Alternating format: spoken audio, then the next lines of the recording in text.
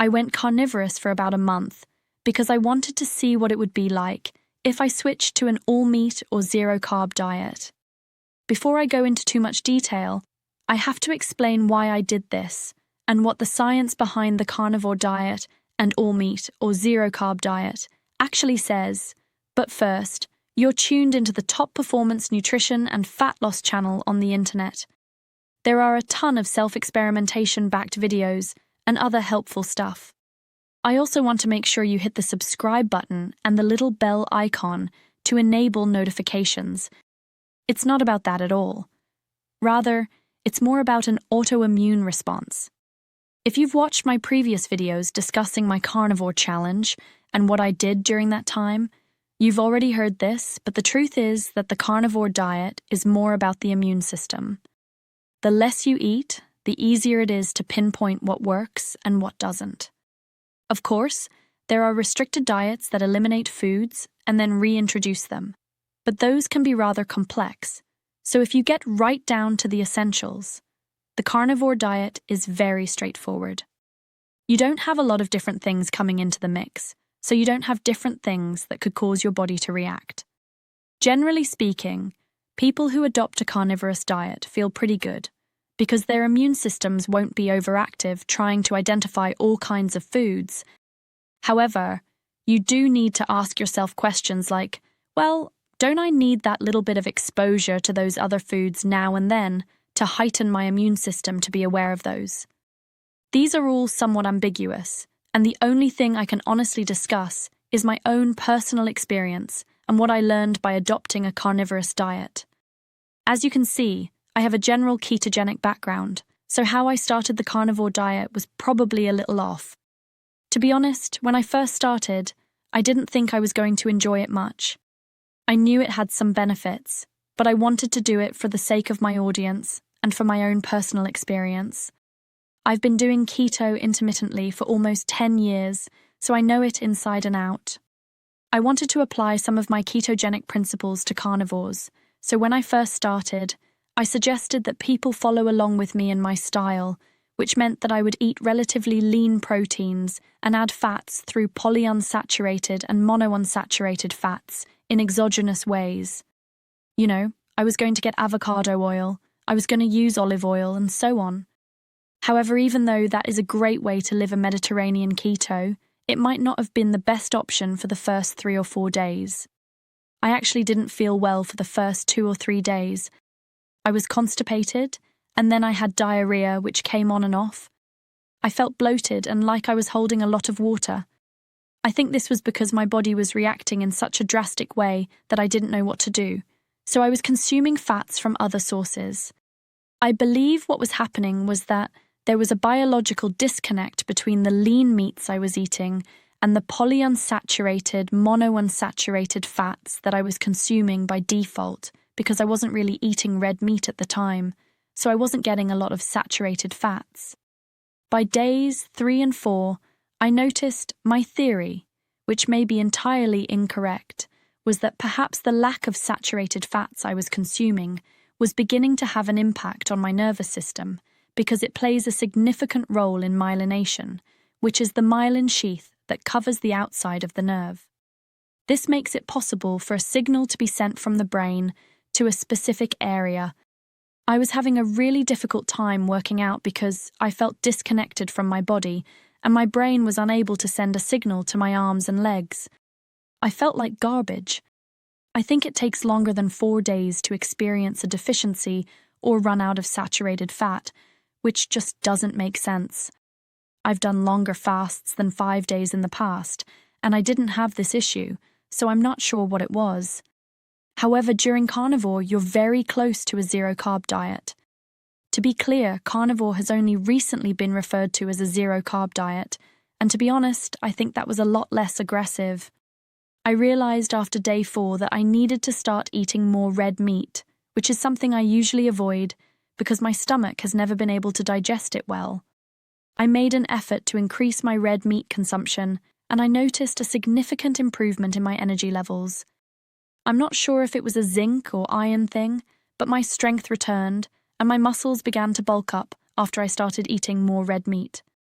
I've always been a big believer in keeping meats relatively lean and getting fat from other sources, but once I got a little more into carnivory, I realized that maybe I couldn't live that way on this particular diet.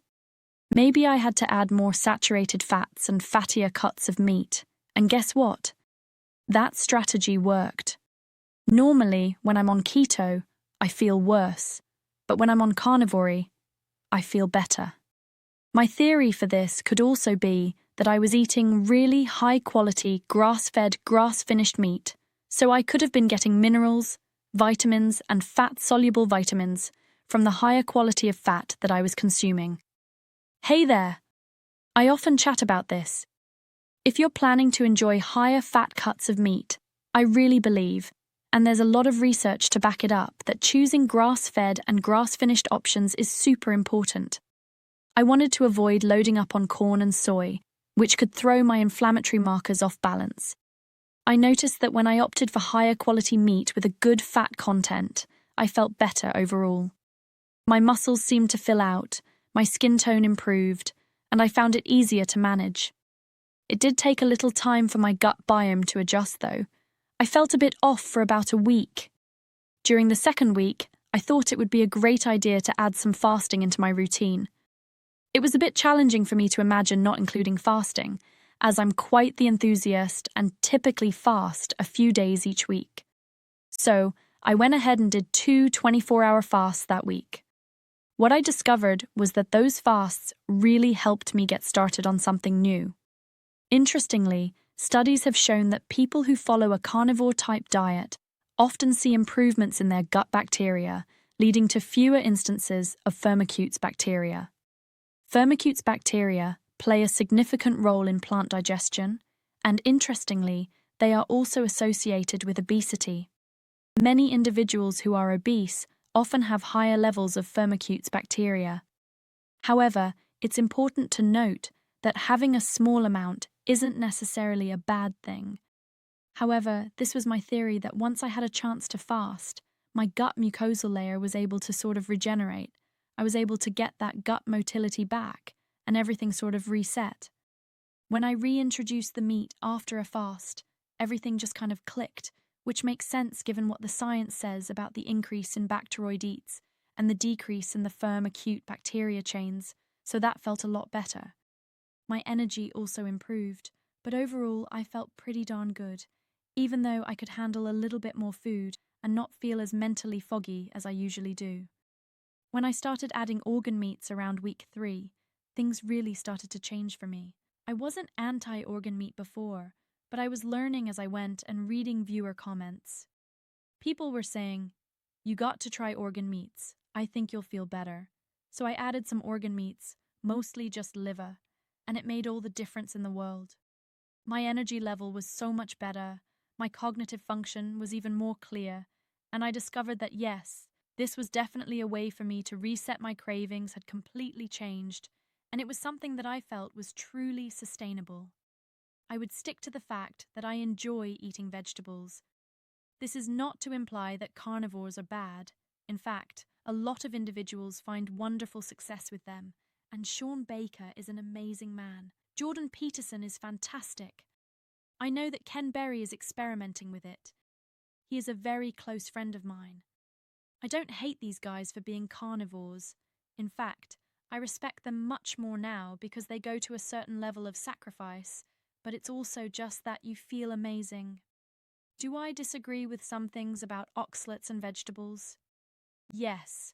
However, I've noticed a few articles that claim that a true carnivorous diet consists of eating meat and occasionally vegetables or berries, and I somewhat agree with that since at least you're getting something to satiate that.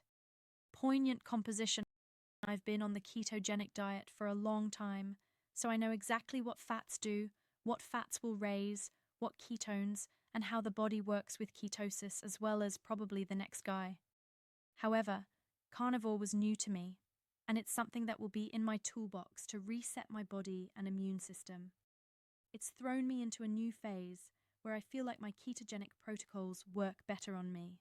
I'm not sure if it reset my gut biome, but I'm not sure.